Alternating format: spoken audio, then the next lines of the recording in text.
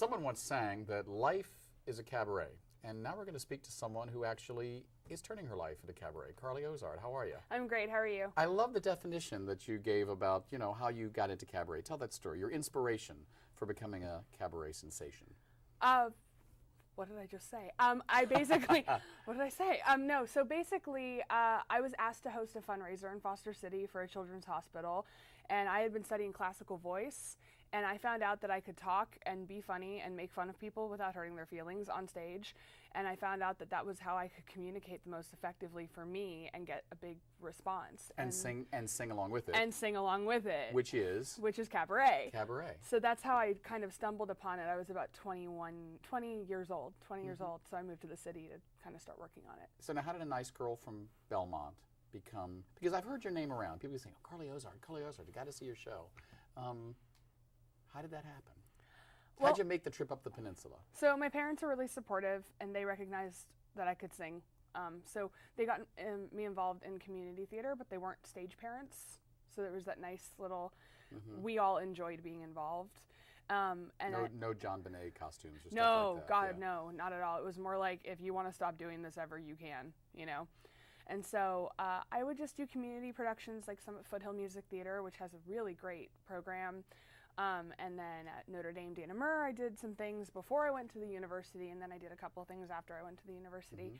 And then Broadway by the Bay, and then I moved up to San Francisco because I was kind of exhausted from the peninsula. Just there aren't as many opportunities, and the city has an abundance of opportunities all within, Muni rides away that if Muni comes, you can get to. And so I kind of found out about the Plush Room. That was on its way out when I came in. So sad. One of the great losses in San Francisco performance history. That room should never have been let go. But that's a personal feeling. Please continue. No, I agree. But my silver lining is that I still got to play there before it closed. And so I was just a couple songs for a big fundraiser for Habitat for Humanity. So I still got to do it. So I was stoked. And I came into hosting open mic at Octavia Lounge, which is now Rebel Lounge, down across from Martini's on Market in Valencia, Market on Octavia. And hosting became my thing. And finding songs to fit the atmosphere, to fit whatever theme night became more of a challenge and a fun, creative outlet for me. And it became slowly what I found out I could do best. So. Well, I mean, San Francisco is you would think there would be more cabaret. It's unfortunate. For being such a cabaret-friendly town. Yes, but now new things are coming in. The world of DJs are taking over, and that's not a bad thing, but there's definitely less room for live entertainment, which I think is sad. So you're an old-fashioned sort of performer in a 27-year-old's Absolutely. Absolutely, which is part of what my show is about, is finding yourself. And when you're 27, when you start to be 27, 28, 29, you start to freak out a little bit, start to think, where am I going?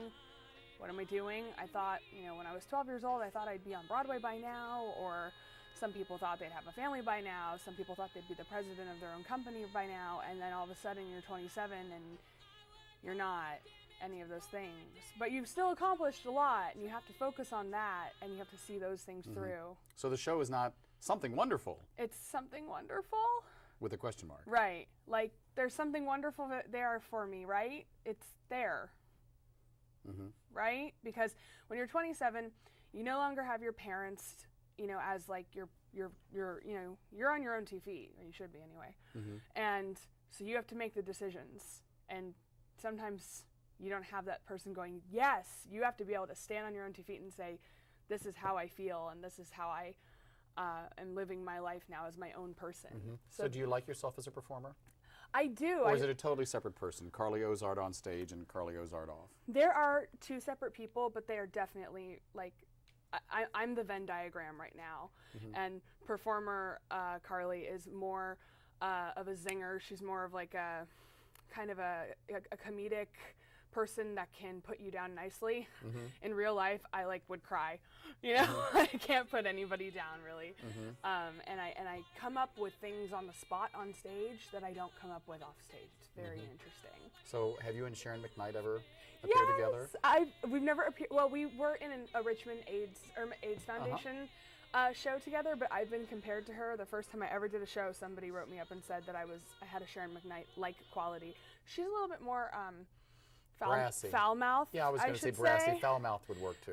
But she is actually somebody who I look up to quite a bit because. Think she's jealous? She's a little worried? Do I think she's jealous? Yeah, a little worried maybe. No. I think she's actually really secure in her own because she's Sharon McKnight. And she's amazing. Mm-hmm. I really like watching her. She's good. Yeah. In my show, I kind of talk about that insecurity versus, like jealousy and all of that. You have to get over that as you become more of an adult in order to be successful in whatever it is you want to do. Now, you, I think, described in some of your materials being a straight woman in a gay man's body. Yes. So you like the boys, as one of my other guests said. Well, I don't. And they clearly love your performance. Yeah, I have a pretty decent gay following. It's because I'm an old show tune queen. I would rather listen to Sondheim and Jerry Herman and Rodgers and Hammerstein than all the stuff that's out there today. Like, if I go into Ruby Sky, I, want to die. So it's just like, I have appreciation for whatever new things come our way, but my heart and soul is expressed in performing through the music of Rodgers and Hammerstein and Stephen Sondheim and Freddie Mercury. Yeah, so you must, want to be at 42nd Street Moon all the time and are waiting for them to do a Freddie Mercury. Yeah, night. I don't think Greg McKellen will ever do that. I don't think so, but it could be interesting. But I've done 6 shows with Moon, and they've been very good to me. So I did the Golden Apple for them, and that was a really wonderful experience. And their galas are always really fun to be a part of because you get to perform with Andrea McArdle and Nancy Dussault and all of these Broadway legends, and it's really exciting. Yeah. So what do you think is going to be the response to Something Wonderful? So I truly hope that young adults of all orientations come to my show, because no matter what you identify as, this is an age of confusion. Approaching your 30s is an age of confusion. It's an age of, I don't know what I'm doing with my life. I really wish I had done this instead of that. I'm starting over. Mom wanted me to be a lawyer. I want to be a tap dancer. It's that whole decision of identifying who you are. So I want this show to reach out, beyond the gay culture and just to young adults who are having those feelings every day. And there's many. You think it's an age of confusion? I think it's one of the ages of confusion. I think that there are several ages of confusion. I guess, let me rephrase. Not being 27, 2011. Do you think people are, what do 27-year-olds look for now? Oh my gosh, I'm the weird 27-year-old, so I don't know if you want to ask me that. It depends on what you're after, but just we're looking for stability.